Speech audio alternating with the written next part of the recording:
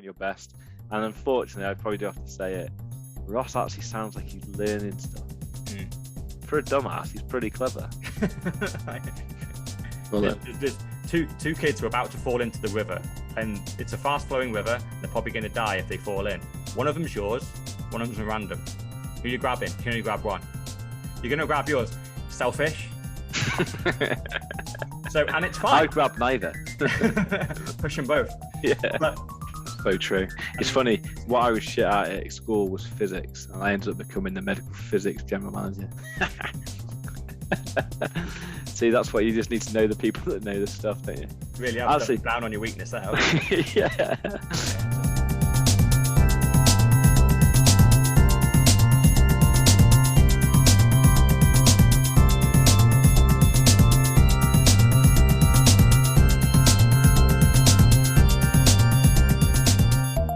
Pussy paw, that's a proper paw. Admittedly, like, I have a big ice cube in the middle, right? That's the kind of paw you get from a bar. This is a home bar. It's true, actually, it is a home bar. I used to measure it using that measurement stuff you got me, and I just went, why am I skimping on whiskey for myself? Like, is that the paw? That's more like it. Is that the paw that gets you sacked in the morning? That's what puts you to sleep nicely, and you have nice dreams. Nice happy dreams. Now, bro, have a good day. Yeah, it was quality. Yeah, the sun was out. Had a little 3-year-old in tow. I think today probably set a record for how many times I heard my own name. Oh yeah, it'd be every 2 seconds. As soon as you look away. Was it? Because he keeps saying, I said, "Oh, you had a nice time with Gareth," and he said, "Uncle G." Right, he doesn't reference that. He doesn't say it to my face. Oh, doesn't he? No, it's always Gareth.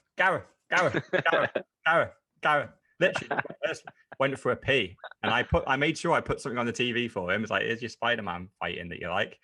Just like, I'm just going to the toilet, and I just heard, like, you need to pause it, you're missing it. I know I am. You're meant to be distracted. Leave me alone. Like, Gareth, and I hear his feet. I'm like, he's coming, going to walk in the bathroom. I still don't lock the door. It's like, oh God, he's going to come in. Like, you can't be on his own. You need 100% attention. Even when I was like, just got my phone out to send some photos into the family chat, that was too much for him. He's like, Gareth. I'm like, oh my God, fine, I've done it. Colin, no. I know what's new about Spider-Man. Nothing. But he's had a great day because he's upstairs now with like 6 of those figures playing. Well, they're not playing, they're fighting. That is the downside of them. They seem to be quite violent toys. Very violent toys, aren't they? He's only 3. He should not be really looking at them yet, but unfortunately, he found them on YouTube, and that's what he wanted. And we let him go out with his granny and Pop, and he came back with Venom that time. So ever since, he's like, that's the thing now. It is quite funny what you said, how he wants to. He was hinting at some more of them. When you say hint, i.e., Gareth, can you buy these? So I asked him. I said, "Did you tell Gareth about Iron Man?" He went, "Yeah." I said, "Gareth, can you buy me these?" There you go. Yeah. And he goes, "Yeah, maybe next year." Oh yeah. Is that what you said? Next year? Yeah, I must. Yeah, I definitely didn't say yes because it's just. I just went, yeah, maybe at some point. Yeah, who knows? He's like, I'll take that. It wasn't a no. He was just like, it's a yes, but not yet. So he's smart. He's negotiating. Like, he's got it over the line now that it's acceptable. Now what he's going to work on is the time frame. That's so true. He's a natural, isn't he? Yeah, absolutely natural. So, where do you want to go with this? Do you want to? What do you want to discuss? I'm just going to get the thing back. I added a few more things to our agenda, but probably that'll be for next week. Have you seen it? Yeah. We'll leave that one. That's one on its own, I think. Yeah, but I've got to say, actually, just before we start, I was really impressed with your pod, with your the 4Bs. Oh yeah, I love that. I listened to it all today. Really, really insightful. I think it was probably one of your best. And unfortunately, I probably do have to say it. Ross actually sounds like he's learning stuff. For a dumbass, he's pretty clever. You got to slag him off on this one just because he slags you off on. I know he does, yeah. But no, it's great. It's I must admit, I caught him. I think it was last week, almost parrot speaking one of my points back at me, as if he was. It felt like it was a new point that he was making, and he was pitching it to me. I'm like, just so you know, it was about a month ago. You were on the other side of this, supporting what you are now saying is a complete joke. And but it's great to see just this is the slow progress that everyone makes, and you start absorbing information, and before you know it, people start sounding like you. You're going, oh wow, this means that they're absorbing information and they're getting out the bullshit stuff that they had before, and they're starting to talk sense, and it's great then, because once they kind of catch up, you then start learning from them after that, and that's where you want to be. You want to be all learning off each other, because obviously at the moment I'm quite far ahead on the Bitcoin journey stuff, but they're catching it fast, and I think the podcast is really helping, because it's just 2 hours of almost educational content, and we've done 13 now, so that's 26 hours. That's a long time. It is a long time just to talk about something quite niche, isn't it? And Darnell's always got like you trust what he says. He's an influencer, him, but I imagine he's got quite a good job. He is. He's a sales director. Yeah. Oh, there you go. Yeah, I trust him. He wouldn't meet my missus though. He's too smooth for my liking. He's got the moves as well. You don't want to see him on the dance floor. Jesus. I can imagine. He's the guy that whenever you're in a club and you look towards the dance floor and there's some crazy dance off going on, it'll be him. He would have found the best dancer in the place and challenged them. And then he proceeds to wipe the floor. Brilliant. He's amazing. We'll have to do a cross pod where we meet in person, maybe in wherever it is nowadays where you can go for drinking in Chester. Yeah.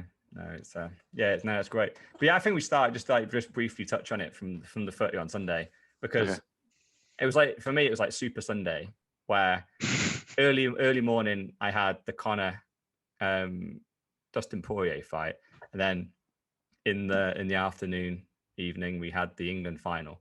So they're two things that, well, an England final doesn't happen. That happens once every 55 years, and a Conor fight happens about once a year.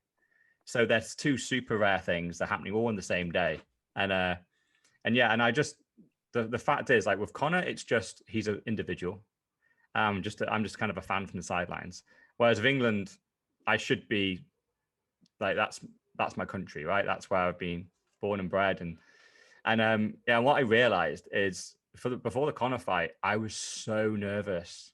I was literally almost shaking. And I was going to bet on it, but I didn't. I just went, I don't need to make this any bigger. All I want is Conor to win. That is what I want from this. I was literally shaking. I'm like, if I put money on it, I think I'd have a heart attack. It's just too much. And obviously it ended disastrously. He broke his leg and lost the fight. And I was devastated. I couldn't go to sleep. I was talking to you for about an hour afterwards. And it's just the adrenaline that was going through my body was just pumping. And then, the final came up later. And literally, it was about to kick off, and I'm like, I felt nothing. I wasn't even slightly nervous. That's when I honestly don't care who wins.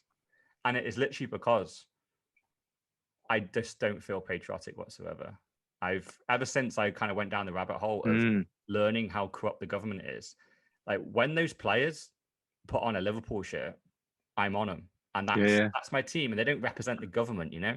But when the England team come out and you see the politicians around, the royal family are there, they sing the royal national anthem, they're kneeling and all this.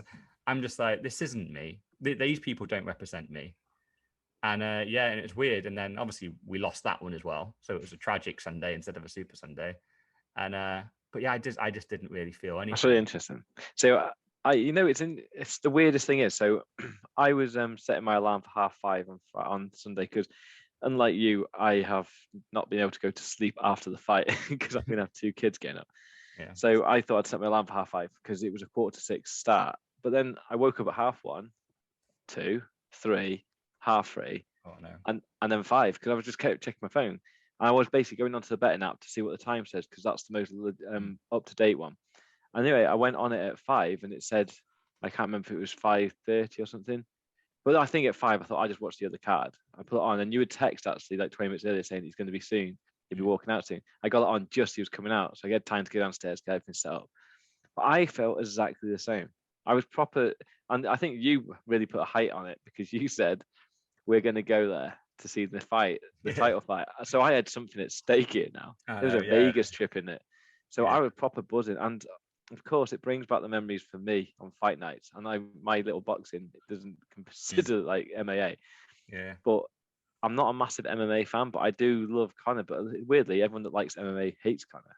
But I get it. I get why you can hate him. But it's just a bit of, it's fun, isn't it? It's funny. It's not real life. It's like, it's showmanship. And Roy Keane and Patrick Vieira used to batter each other and fight each other and not be able to be in the same tunnel.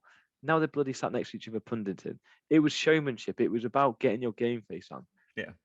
In real life, they're nice people. Well, Roy Keane, again, he puts a bit of a face still on, like Alan Hansen did. And in the fight game, part of it is you have to create beef. You Yeah. have to create trash talk because that sells the fight. If Yep. the two fighters go in and they're just nice to each other, people will respect the fight and they'll go, oh, okay. But that won't get the average person off the street to pay their 20 quid and watch a fight. So Conor goes out and he entertains and he talks a lot of shit, quite creative with his insults, quite often goes too far, starts bringing family and religion and stuff like that into it. But half of it is entertainment and half of it is trying to get under the skin of the other person. So he doesn't mean it. Right? I've watched loads of documentaries and like big, long interviews with him.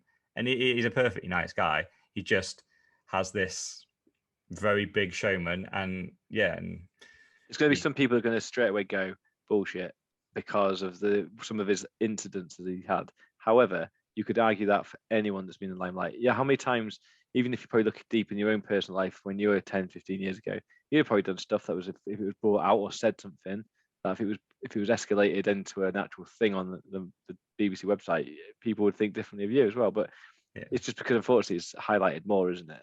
Yeah, everyone's had a scrap when they're out and fallen over drunk places. And I think there's definitely some truth to it. I think he came up as a very humble, like poor kid, and then became super rich all in the space of like 6 years. And I think was surrounded in people that worshipped him.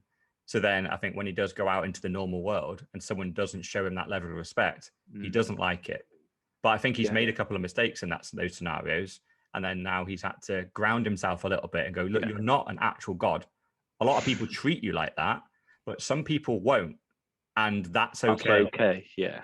The fact that they don't know who Conor McGregor is doesn't matter. Most people do. Don't get pissed off about the one person that doesn't. And that's what he did. And he lost a lot of fans. He lost me for quite a while after that. But then he's apologized and kind of come back and you go, look, I just want to see him. I just want to see him fight. He's an insane fighter, but it looks like he's done. But what were you like for the England game then? If you compare your nervousness to I wasn't at all nervous. Like, this is how I realised. It's so funny you say about patriotism. Everyone calls me really negative about England squad. Well, it's because I'm a big football fan, a massive football fan, and I was just seeing a massive. Well, you know where I'm going to go with this. Jack didn't get a look in, and I think it was absolutely outrageous. So I was actually right. I was a Jack fan throughout, and when he was on the pitch, I was glued to it. I even put every time I put a 10 on him to get an assist or a goal. I just back him so much. And when he's not playing, I'm like, I actually want to go a goal down, so they bring him on quickly. And to be honest, that says it all to me. And when they scored in the second minute, again, for me, it's a bit different because obviously I support Wales as well. So I'm not 100% an England fan as well. But I do want England to win. But then half of me thinks, partly a lot of people get involved with it and start pitching opinions. I don't ever watch football. And it's like, when the Wimbledon's on and every man, his dog goes down to the tennis centre and me and you can get on to play and we played every week. It would wind you up, doesn't it? Because everyone can play tennis because Wimbledon's on. Well, that's the same with Conor fights, right? No one watches the MMA or UFC ever. Conor fights, and I'm getting told what's going to happen. Like, I watch this every weekend and stay up till 6 a.m. I'm exactly that person, for the first time since Conor last fought. So the last fight you watched was Conor. The fight before that was the last fight you thought was Conor. This fight is the only fight you've watched, and it's Conor. Yeah, he's a dick and you hate him. Oh, exactly. That's interesting, isn't it? Yeah. Why are you watching the only fights you ever watch are the ones that Conor in? Like, that's a little bit weird, isn't it? That's funny because I'm one of those people, but I think half of it for me is it's circumstantial. It's when UFC's on. I know I could watch it any time, but I think there's not much time I get on my own to watch TV, and when I do, it's generally with Holly, and she won't want to watch it. So I don't get the downtime. Like if I was over with you for a weekend, which I'm sure we'll do soon, we'll definitely whack it on in the evening.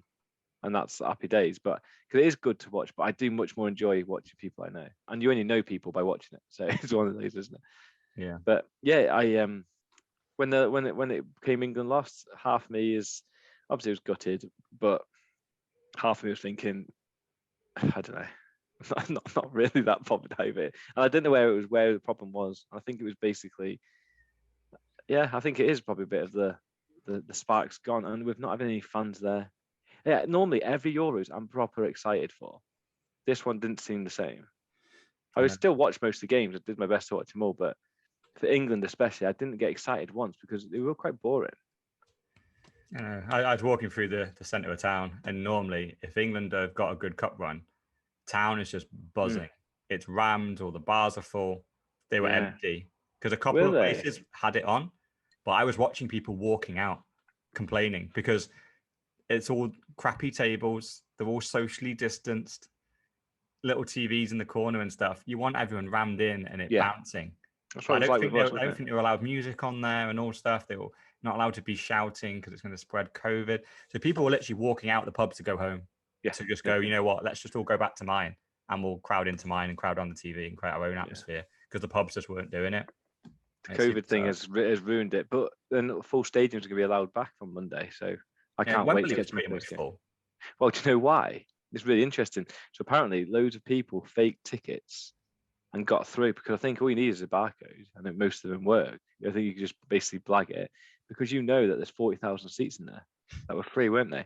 So no one's really going to ask. And I've seen a lot of tweets and stuff that said, I'm sat here, I feel really unsafe because people are just looking around for tickets and looking around for empty seats. Because of course, there's 40,000, isn't there, for free? And there was there was like 10,000 people. And I saw actually the best thing came up on my phone this morning. It was from the Sun. It said, I need to find it actually. I'm sure I can find it. It said, it's a hilarious thing I've ever seen. Where is it now? It was this morning. Come on, where is it? Oh, basically, anyway, it said, man puts Flair in bum. Oh, yeah. Downs a pint, snorts a line of coke, and then barges through into Wembley. Yeah, proper British. You're like, welcome to that is an England day out. I just thought, geez, that says it all, doesn't it? Yeah, I did see the picture of a England fan with a flower in his ass. Yeah.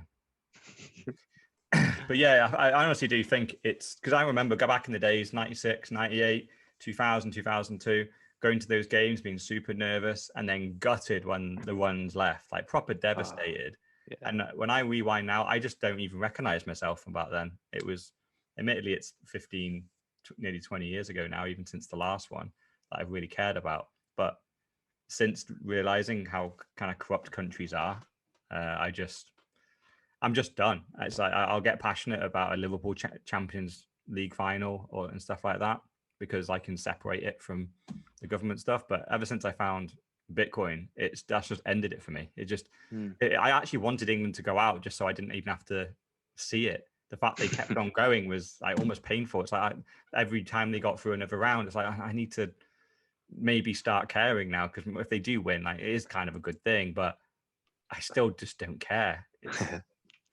I don't want to reward our government with this stuff because they'll just lord it over us and use it to do something else. It's like, I use this, and so I'm like, fuck that. Yeah, no. But yeah, you had some big topics today, didn't you? You wanted to. I did. So I had a really good one that came into me today, and it was something I couldn't, to be fair, actually answer. So if we just look at today, we all go work, we all get paid, and we all pay taxes, national insurance. All that lot pays, well, it goes into the government as our taxes, and then it all goes into all different pots within our public services. And obviously it looks after our roads and blah, blah, blah, blah. So let's say we start getting paid in Bitcoin and there is no real government influence. Potentially there's going to be no benefit or anything, which potentially it wouldn't be the worst thing if we tighten that up, but you're still going to have people that are going to need benefits to live.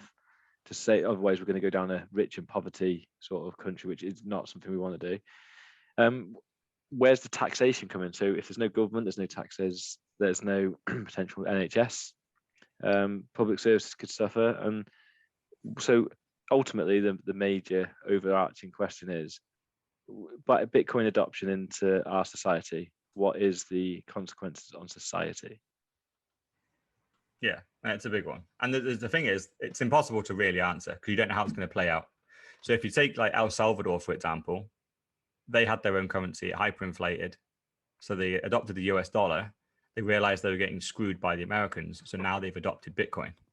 there's still a government there. It's actually still a dictatorship, but they now mandate the use of Bitcoin as sound money. So society is carrying on almost exactly the same. It's just that they're now immune to hyperinflation because they use Bitcoin as their medium of exchange. But they still have a dictatorship at the top. One guy calls the shots. You can't really vote him out. He is who he is. So really, what we're talking about is a Bitcoin world, and being on a Bitcoin standard does not necessarily mean no government. That would be my choice. But I think what you're going to see is people having more choice. And if you don't like the size of government that you have, you can move. So I think it's very likely that if places in Europe, UK and America, they have huge governments already. When we move to a Bitcoin standard, it's unlikely they just disappear overnight. They're going to stay. They would have to get smaller though. So this is probably the main thing that would happen is all the bullshit spending, a lot of the corruption, a lot of the mistakes would have to stop and accountability would come in. Because if we straight away, if you just look at like what's the biggest reason why we hate fiat and why we're so anti it and why Bitcoin is so much better is the fact that fiat has an unlimited supply. There's a couple of guys at the top of each government and mates with the bank who decide how much they want to print. Now, as they print that, and they've printed about 25% more pounds in the last 12 months, that means inflation is 25%. They will lie to you and say it's 5, but they are lying. All the money you have in the bank, your salary, everyone took a 25% pay cut. Your savings are now worth 25% less. You don't know that yet, but the price of goods are going to go up 25%. Your weekly shop will, your shopping will, your mortgage ultimately will. It's all coming. You can't see it yet, but it's coming. And when all those things go up, your wages won't go up and your savings won't magically go up. The bank isn't going to put 25% more interest on your savings. That's going to stay at 0.1. So that is the biggest thing we're trying to solve, because at the moment, the way the government is functioning, it's functioning like a bad business. So it's like having a business, you set it up, and then let's say you have £10,000 to start your business, and you start it and you run it for 6 months and you lose all your money. Your business was not a good business. You couldn't keep it going. So you need to learn from your mistakes. So in the real world, if I did that, I would need to really consider, do I want to put more money into this business? It's clearly failing. And what I'd have to do is take a look at myself and go, right, I need to change something significantly, or maybe it's just not for me. However, with government, what they get to do is they run loads of government projects, which is obviously we saw like perfect examples during this lockdown and COVID period. We saw the Nightingale hospitals be open for billions. We saw them just maxing out supplies of ventilators that never got used. The Nightingale hospitals never got used. They were spending hundreds of millions on PPE, the majority of which wasn't even suitable for the NHS that they bought it for. So where's accountability here? Did anyone get called up on that? Is it even a story in the press? No. What's going to happen now? Oh, it's pretty much the same people running the show. So, and how do they get away with it? It's like, well, because they have the money printer. So the next time the NHS go, you just spunked a load of money up the wall. But by the way, we still need our cancer scanners. We still need our leukemia machines. We still need to pay all our nurses. And they'll just go, okay, here's an extra 10 billion. And bang, it's all paid for. So it looks like nothing went wrong. But in reality, they're getting away with it. There's no accountability. So on a Bitcoin standard world where the people move to, no, we only accept Bitcoin now, and all the suppliers of the government only accept Bitcoin. When governments make massive fuck ups like lockdown and paying everyone 80% of their salary for 18 months and spunking all the NHS money up the wall that could have been spent on much like real patient care as opposed to just pandering to alarmist nonsense, then if you do that, there's no money left in the pot and serious consequences would happen. And it would be bad in the first instance, because suddenly when you open back up after all this, there wouldn't be any money in the pot. You've spent all your Bitcoin. And suddenly the NHS, for example, would open back up. And then suddenly all the requests would start flying in for the projects that have been shelved, and there would be no money there. And people would start dying and not having care. And as horrible as that is, What it would do is force change. It would force change at the top of NHS. It would force change at the top of government and go, we need to run this smarter. That lockdown was not smart. We fucked up a lot. What do we do to fix it? It forces change. It's like a bad business that is running to failure constantly. And instead of just getting free money to keep going and lose the money again, free money, lose again, free money, lose again. No, that doesn't happen in business. You have to really take a hard look at yourself and either decide I need to change my business plan, or this isn't for me. I'll go do something else. I'll go work for someone. Business isn't my game. I'll be an employee, which is absolutely fine. It's just that's the accountability that we get in the private sector. The public sector has none of this. So that is the biggest thing that I can see where we get proper accountability. But then, yeah, we have the whole wider thing of how all that trickles down and what does it mean for others? Right? Because I think ultimately what will end up happening is things like healthcare. Because when you really look at what government does, right? They do healthcare, they do schools, they do the police, and they do the bins. That's pretty much it, right? So I think the hardest one out of all those to privatize and make it so people just pay their way is the police, because that, that's an enforcement, right? It's directly, and if individual wealthy people have their own police force, that starts to get a little bit dangerous, doesn't it? Because who knows? They could just send them round to your house and go, you owe me money. And they got a load of guns. It's like, who the hell are you? It's like, we're the police. It's like, whose police? Like, Gaz's police. Like, oh, shit. Where's my police? And admittedly, you got the fat 70-year-old sat on the end of your drive. That's your police. He's dead. Yeah, exactly. Or he's asleep. So that one could be, that's an interesting one. And I think in my mind right now, and I must admit, this is another thing I think Bitcoiners always lean to, is we don't have all the answers. We're not experts in every field. So what we would do is let's just get sound money. And then the best people that know how to run the police, the best people that know how to run healthcare, the best people that know how to run schools, we will get the equivalent of Bill Gates, Jeff Bezos, Elon Musk, all these kind of guys. They will pop up and start leading these things. And they'll just be amazing. They'll make a shit ton of money, but it'll be great. No one complains about Amazon, do they? The guy's the richest guy on the planet, but everyone gets stuff for cheap. It gets delivered to your door. Imagine if you left government to do that. It would just Royal Mail. Yeah, it'd be slow. It'd be clunky. All the products wouldn't work. He runs that business like a finely oiled machine. And just imagine if you had that type of expertise in NHS or in schools, you would. Because the problem is, no one's incentivized to try and do it. Because if you get to the top of the NHS or get to the top of schools, maybe you can make $1 million a year. Maybe. Jeff Bezos is worth 100 billion. They're the kind of incentives. And when you really think about it, healthcare and education, you should be able to make 100 billion if you get that right. Easily. That's the type of incentive you want. So ultimately what would happen is if you just allow government to step out the way and start fucking up and just for every fuck up, they don't really learn their lesson. They just throw more money at it. And then they pretend that's all the money they ever have. It's what they said to the NHS for the last 40 years, right? There's zero more money. Well, we increase your budget by like 3%. And that's it. Like, we have not a single penny. And then last year, they just gave you $1 trillion out of fucking nowhere. And no one's even questioning that. So where was all this money when we were asking for it before? Where was all those budgets that were getting cancelled? All those projects are getting cut?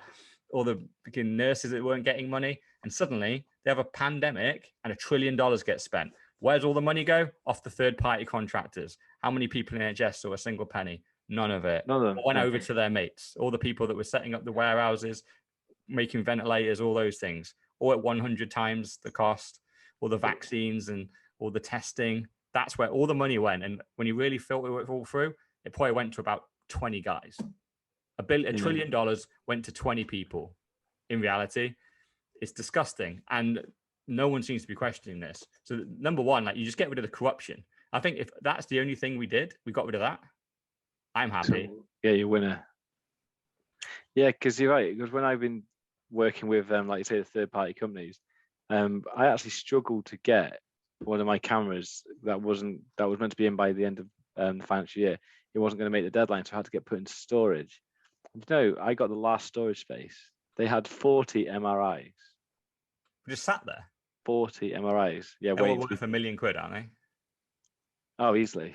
Yeah, MRIs are more expensive than that. Yeah. So 40 upwards, maybe 50 million worth of gear just sat there. Yeah, waiting to be distributed. And so it just shows you how much money was still in the NHS then. Yeah. And I know how much money I've got this year for my part, and it's quite a lot. And that's just my little section. So think about the rest of it. And we haven't got any money now, supposedly. So yeah, you do beg the question, don't you? Yeah. Yeah. Where's it all come from? Yeah. But yeah. So I think in reality, what it's going to come from is you're just going to get more choice.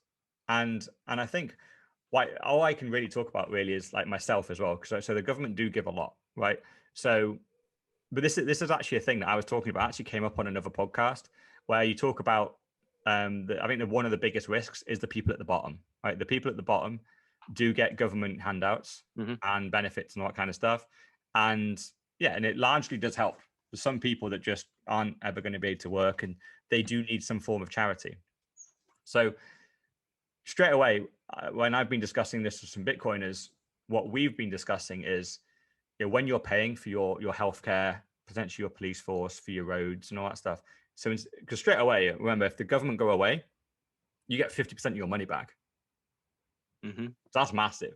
And you also don't get inflation, which again is massive. Because if you consider, I think it's about 70% of every pound you spend is taxed. Because if you earn over a certain threshold, because your tax is 50% once you include national insurance and all that. Every time you buy something, it's got VAT on it. Yeah. Plus, it's got corporate tax on it the other side as well. So the company has to put it back. So it's about 30%, 20 to 30% on everything you buy. And if you get taxed 50%, it can be 70 to 80% of every pound is taken. So straight away, you're wealthy just by having taxes removed. So suddenly now you've got 80% more money. So you can now distribute that to other private companies and buy the services that you want. And the only reason why it sounds very alien and people get wary about it is just because they're conditioned to feel this way. And we're one of the few countries in the world that actually has a free healthcare. It's not free. They charge us through the nose for it. You just don't see it.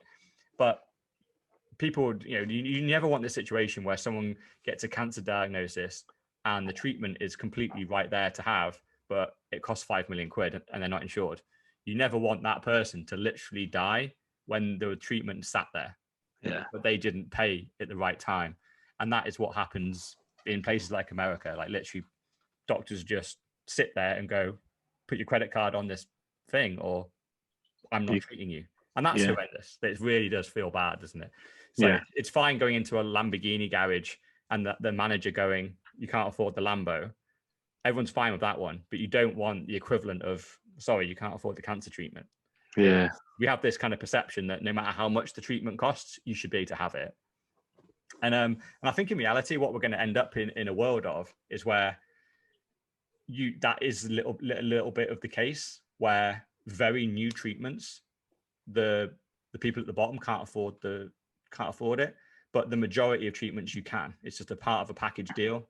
But that's always the same. Like the rich get the first stuff, the very expensive treatments that are brand new, they're on the premium package.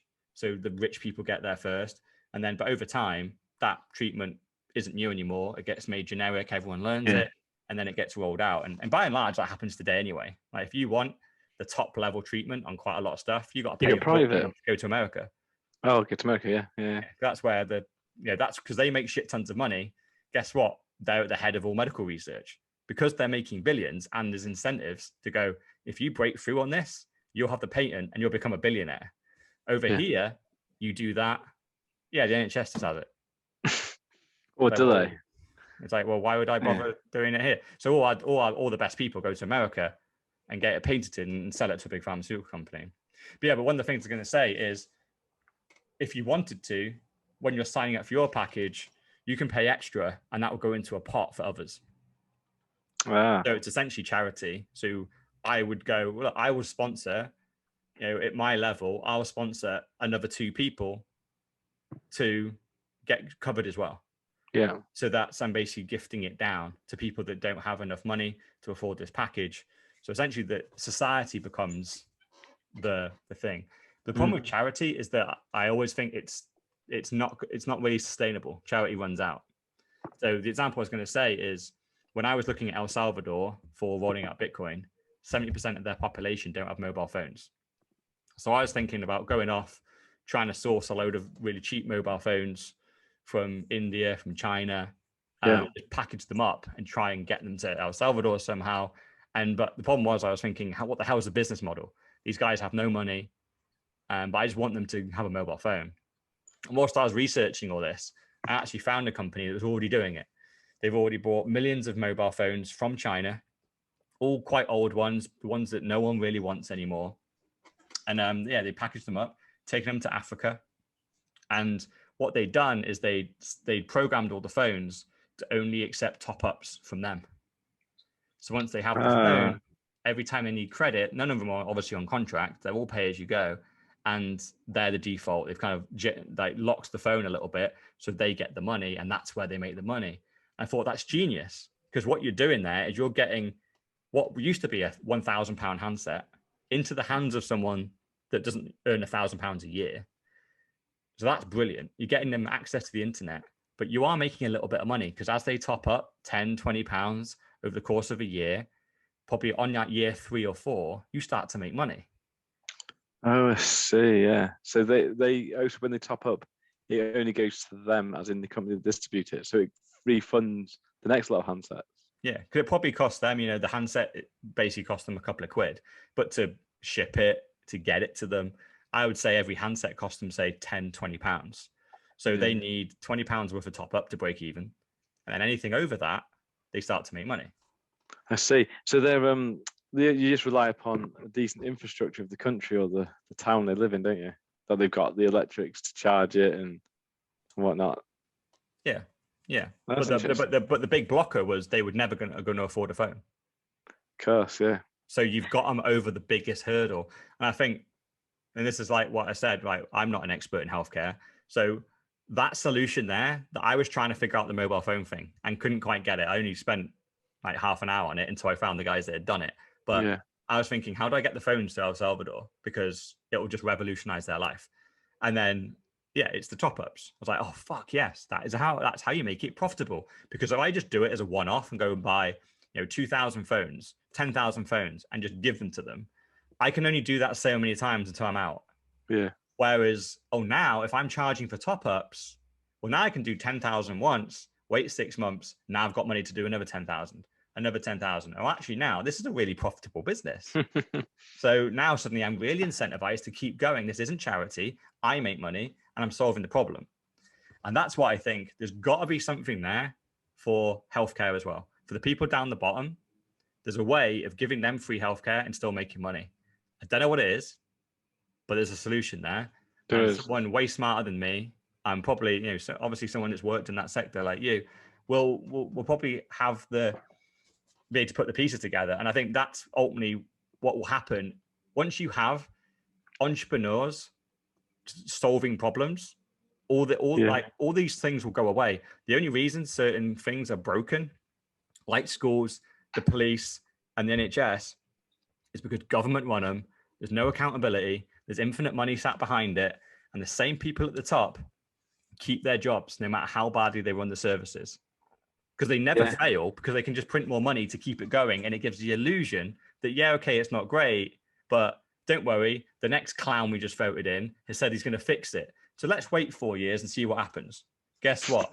Fucking nothing happens. So we vote another clown in. He says he's going to fix it. He doesn't. And it's just this constant, it's like the freaking, let's wait 2 weeks to wait until the pandemic starts. 2 weeks, 2 weeks, 2 weeks. Oh, no, it's always 2 weeks. 18 months later, we're like, fuck. Hasn't started yet, but we've all been lost our freedom for 18 months. It's the same thing with government, but they go 4 years, 4 years. Give us 4 years, 4 years. Yeah. And it's a constant, like, towards the end of the 4 years, you end up getting completely pissed off of them and they get voted out. But there's always this, this time it's different. This new guy, he sounds honest. Let's give him a go. And it's just, come on. Like, this is... Interestingly on that, though, saying about 4 years you fix it, 4 years you fix it, no accountability and whatnot. It's interestingly more so Boris Johnson and what's his face, Trump, were like, if they get in power, the world's going to basically end. We're going to end up in a war. We're going to end up nuking China or getting North Korea to press the button. Nothing happened. Do you know why? Because they're basically so placid that their arms are tied, even though they fancy spokesmen, aren't they? They're puppets, yeah. Yeah, and that's all it is. The real guys running the show that run the world do not put themselves up for public election. Oh yeah, because you're getting criticised then. If you look at the top guys, some of them are actually quite public. Most of them sit completely in the dark. But if you look at the top of the banks, the top of the pharmaceutical companies, top of the insurance companies, top of the investment firms. So you've got BlackRock and Vanguard. Look at the top of those companies. They're the guys running the world. Yeah, because money talks, doesn't it? Yeah. The stupid puppet politicians, they're the distraction. And we think that by voting in and out these personalities, and you nailed it there, really. People thought the war was going to end when Trump got in. He tried to do certain things, couldn't do a single thing. Yeah. Each time he raised the policy and tried to get it through, they just went, nope. Nope. Yeah. Nope. Well, no. Like, who's saying no to the fucking president? And it's like, oh, it's Congress. Right. Congress. It's like, well, who are Congress? Behead them all. They're a load of paid shills that do the bidding of the guys in the back. Yeah. And they pretty much tell them how to vote. They don't give a shit who's putting the bill forward. They just go, is this a yes or a no, sir? And they go, it's a no. They go, okay, we decline this one. And then that's supposedly democracy. But we've got our own House of Lords in the UK. It's a load of 80-year-old old guys. Like, come on. Like, we vote in relatively young, like 40, 50, 60-year-old politicians, but they can't pass a single bill without the House of Lords going yay or nay. Yeah, or nay, yeah. Are you still right? Caca. And they're nearly all from the financial sector, all super wealthy. And you just go, well, they're not going to vote for anything that isn't in their interests anyway. And that's even if you assume they're even making their own decision, which they likely aren't. It's the guys that are super powerful that sit in the back that are telling them what to do. So in a Bitcoin standard world, all this goes away because you can't, because the corruptest people in the world, if you really think you really want to be the ultimate scammer and you're a proper narcissist and probably a bit of a psychopath, where would you go to get the most power, the most influence, and the most money? You would go into banking or you go into government. You get as close to the money printer as possible. You then have everyone bowing down to you. And you can just change things on a whim, and you have access direct to the money printer, and you can just print it to a couple of your mates, retire from that job, and go and siphon it off later. So that is a huge incentive for the worst people on the planet to get into politics and banking. If we remove that incentive and go, nope, they don't have a money printer anymore. If you're going to be a politician now, you've got to govern. You've got to set laws. You got this, whatever public services that you're responsible for, you just got to make them good. With the money we've got. Yeah. Oh yeah, and by the way, the budgets are real now. So there's no 10 million to your mate because that's going to get noticed and you'll get fired pretty quick if that, and probably put in prison for losing the money. Oh, and by the way, banking's the same. Now you have to, you manage a lot of money. You can't gamble it though. There's no bailout. You fail, you lose all your money. And suddenly now you're like, oh shit, those people won't go there. They'll go, that's boring. I don't want to be a politician. Politicians' jobs are hard and underpaid. And good people will go into politics.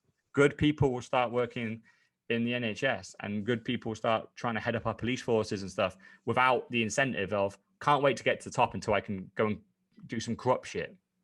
Yeah, because I read a paper, I think it was yesterday, from this guy called Barney, and it's a strategy paper. And one of the points he makes, and I think it's sort of like a bit of it's a stupid light bulb moment, but it was one.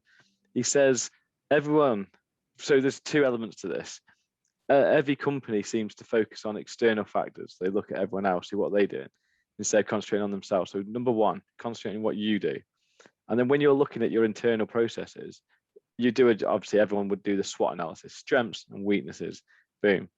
And what do we all focus on? We focus on the weaknesses. No, outsource them. Just focus on the strengths to become better. Because when you want to bring anything out, let's use Apple as a great example with the new smartphone. Everyone else will witness it. Sony, Samsung, they'll all look at the iPhone. They will then pick up that iPhone that's been made and they'll take it apart, they'll work out the technology and they'll replicate it. But what they can't do, and what they will never be able to do, is in order to get to that massive decision of we're going to go this route with that Apple do, there's 1,000 decisions in the middle that have been made by clever guys that know exactly their vision, their strategic model, and they know how they want to get there. And then we, or Samsung or Sony, try and copy it, and they do it. It's pretty similar, but it's not quite good enough. And why isn't it good enough? Because they haven't been able to make all those those decisions bang on. So instead of concentrating on everyone else, and this is where I think Bitcoin does fold into that. Bitcoin is solid, sound money. It's got a strength. Let's focus on the strength. The government, I think if you ask 10 people down the street what they think of government and the way that the world is, every single one will have weaknesses. But with Bitcoin, I think they struggle to find a weakness other than not knowing about it. Obviously, the people that don't know about it. But if you know people that actually understand Bitcoin. Yeah, you got the classic FUD, haven't you? Yeah, FUD, but that doesn't count. So, but everyone is aggrieved in some regard, which again is probably a little bit biased on the government side. But everyone can see the massive gaping holes and mistakes, and there's not a good enough police force. There isn't enough healthcare support, blah, blah, blah. And it's not run properly. So it is almost like you do need to go, right, let's get back to the strengths, get back, and then build up. And you can build up because you've got all the technology, you've got all the research in the NHS, and all the healthcare. You've got it all. You've got all the technology, but you just need to run it correctly. And I've said it since day dot of being in the NHS. If you have people like yourself that are a bit more down the line and don't take messing, it would run a lot better because the amount of waste, said it probably before, is unbelievable. And obviously on a heightened scale over the recent couple of years, it's been highlighted. But I absolutely think you just got to focus on the strength and what you do good. And that's what you Bitcoiners are doing. You're going, I don't know what that is. Don't know what that is. I know it's not right, but let the right people fix it. I think that's the headspace. And I think that's the next step, isn't it? You guys aren't going to fix it. You can't fix the world. It's impossible. The world's been, it's evolved over years and years and years and years and years. You ain't going to be able to pick it over.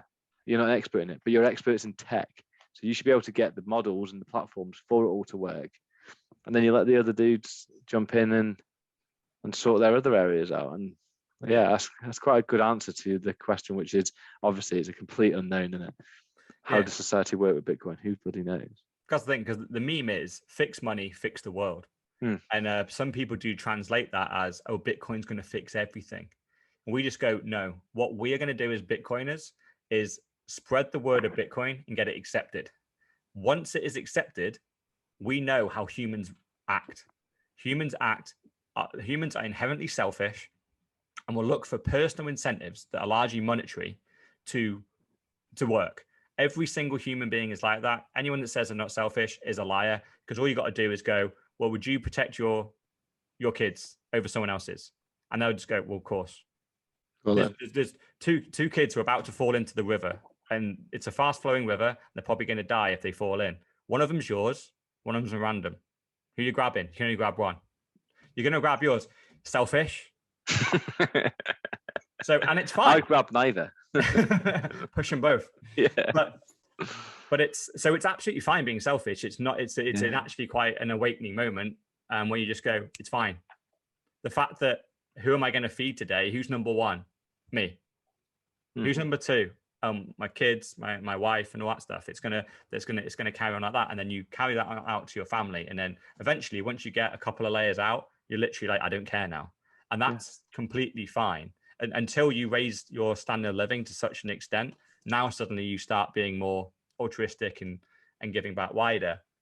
But that's why we say like fixing the money will fix the world, because once the incentives are aligned and we get rid of, like, the problem is in government, all the incentive is to talk a good game, get into a high position, and then ultimately be corrupt and steal money, like the people's money, direct from the printer, put it straight in your own pocket, but via your mate over here.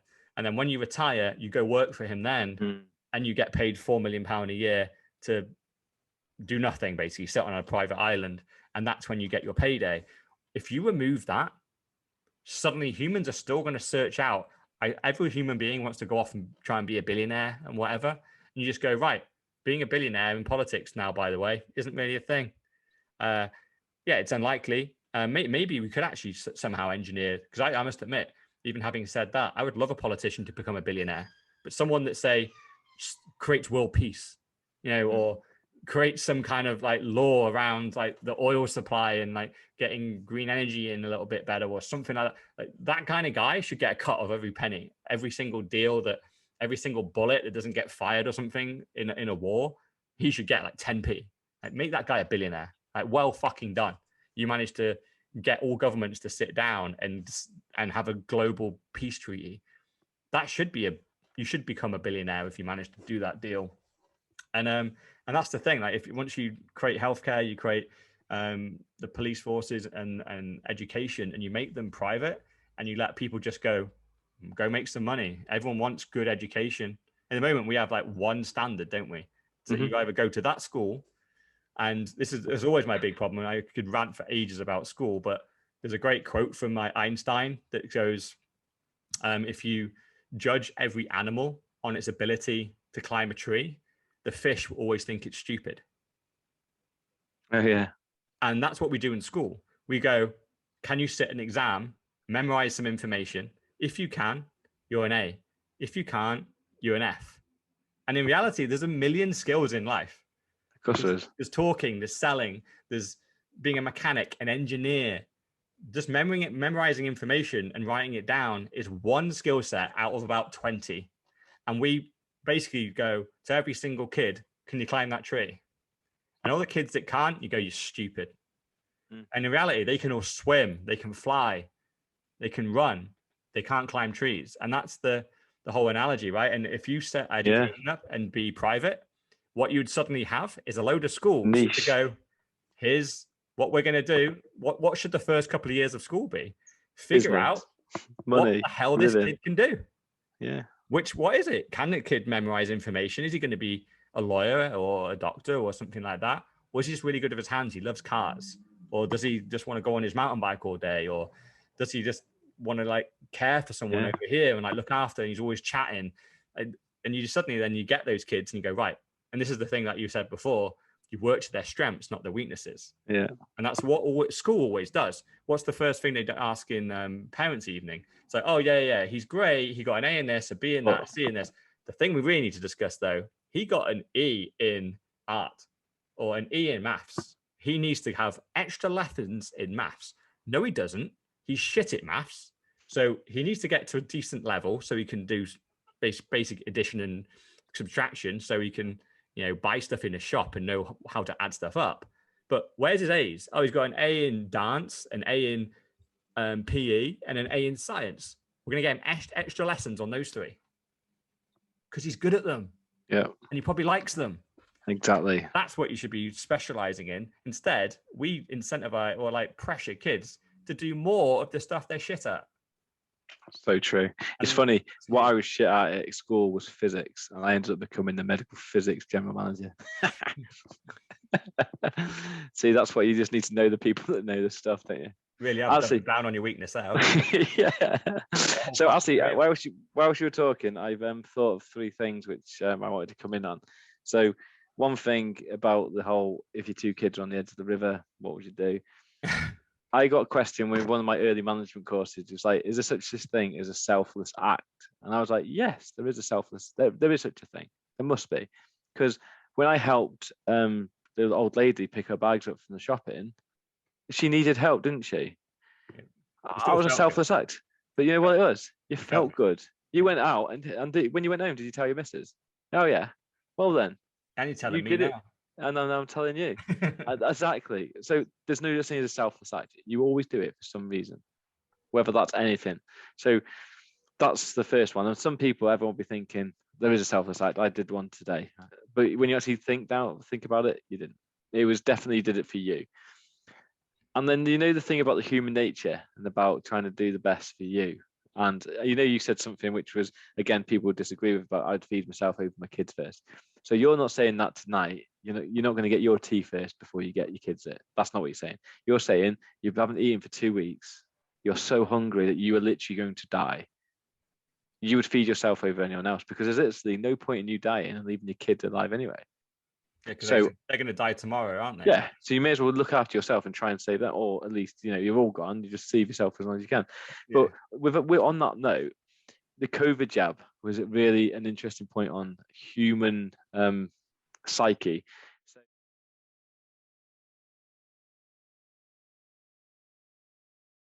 do they really care about our health now during all this? Or is their incentive in reality monetary? And they're selling a product to us. And that's what they're doing. They are selling a product, and the product happens to be a vaccine, and they're getting huge kickbacks off all this. And that's what it's all about. It's about money. It's about misaligned incentives. And none of this would be happening if we want a Bitcoin standard. None of it.